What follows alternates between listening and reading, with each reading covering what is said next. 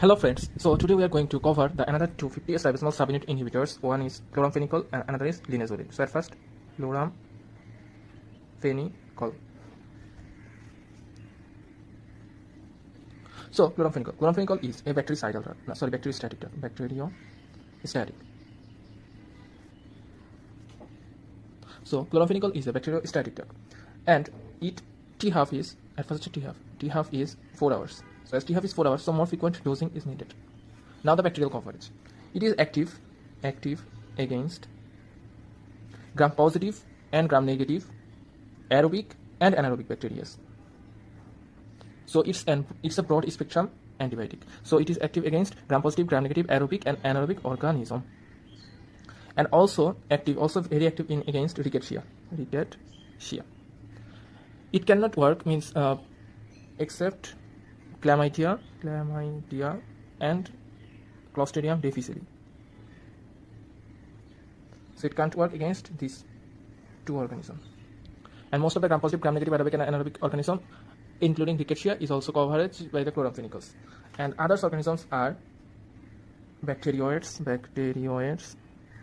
then Haemophilus influenza, and Neisseria. These are susceptibles of chloramphenicol, and for them chloramphenicol acts as bactericidal. Chloramphenicol acts against them as bactericidal drugs. Then chloramphenicol is what the use. Okay, this is now indications of chloramphenicol.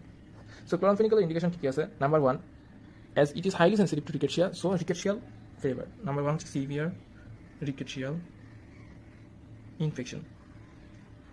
Like Rocky Mountain spotted fever in case of children. Number 2, brucellosis, acute and chronic brucellosis. In alternative to tetracycline. Tetracycline alternative হিসেবে এখানে use করা হয়। Number 3 হচ্ছে topical use. Topical use এর মধ্যে আছে eye and ear infection. In eye infection like bacterial conjunctivitis, and in ear infection like otitis externa. So these are the topical use. Now, why not to use? Not use systemically. Usually it is not used in systemic infection. Why? Number 1, potent toxicity. Number 2 হচ্ছে bacterial resistance. And number 3 হচ্ছে availability of many other better alternative drugs. As we have other better alternative drugs, and it is also causes potential more toxicity, so it is usually not used systemically. Now the side effects. So at first, let me draw a bone. So it is a bone. So the side effects are bone. So before what thing? There is bone marrow suppression. So at first, bone marrow suppression, and which may leads to aplastic anemia. So number one, bone marrow suppression and causes aplastic anemia. Then O for oral and vaginal candidiasis. Number 2. Number 3, N for neuritis, which may be optic neuritis and peripheral neuritis. So peripheral neuritis and optic neuritis. And other also causes nausea, vomiting, diarrhea. NVD, nausea, vomiting, and diarrhea. E stand for erythema multiforme. And another important side effects is gray baby syndrome. So gray baby syndrome. When it occurs if the neonates or children less than 1 week, if we give chloramphenicol more than 50 mg per kg per day, and if more than 1 week, and if we give 50 mg more than 50 mg, and if less than 1 week, if we give more than 25 mg per kg per day in case of neonate, it will may cause the gray baby syndrome. And now what happens in gray baby syndrome? Actually, if we doses more, then there will be no degradation and toxicity, and also increased toxicity. It will accumulates in body tissue and goes into CNS and goes into CNS, causing cardiorespiratory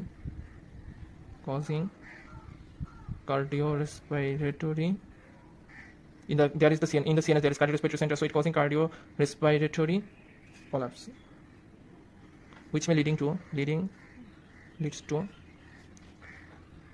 vomiting, cyanosis, flaccidity, hypothermia,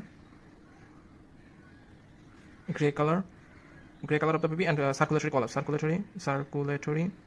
collapse with shock, and gray discoloration, gray color. So it is the gray baby syndrome. And what are the treatment option? The treatment option is, at first, discontinue the drug. Number two, transfusion. Okay, transfusion. So transfusion, it may be exchange transfusion, and charcoal hyperperfusion, charcoal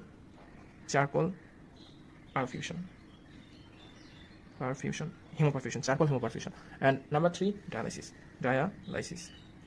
and either hemodialysis or peritoneal dialysis. Now, contraindication. So contraindications. So the contraindications are, if in case of pregnancy, then হচ্ছে porphyria, number 3 হচ্ছে lactation. So these three are the contraindication of the chloramphenicol. Now linezolid. Our next drug, which is also 50S ribosomal subunit inhibitor. At first use, where to use? Number 1, vancomycin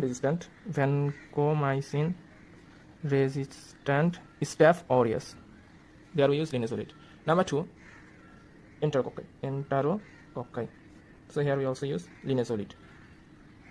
And side effects. Number 1, tongue discoloration. It causes the discoloration of the tongue. So at first, tongue discolor, and which may also cause the GI upset. So number 1, tongue discolor and GI upset. Number 2, SS. So SS means serotonin syndrome. So serotonin syndrome, SS. Number 3 হচ্ছে peripheral neuropathy. And number 4 হচ্ছে myelodysplasia.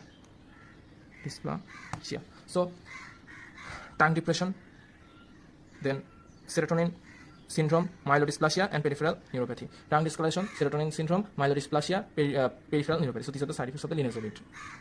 So thank you guys for watching this. Please subscribe the channel and press the bell icon and give your valuable comments. Okay, thank you.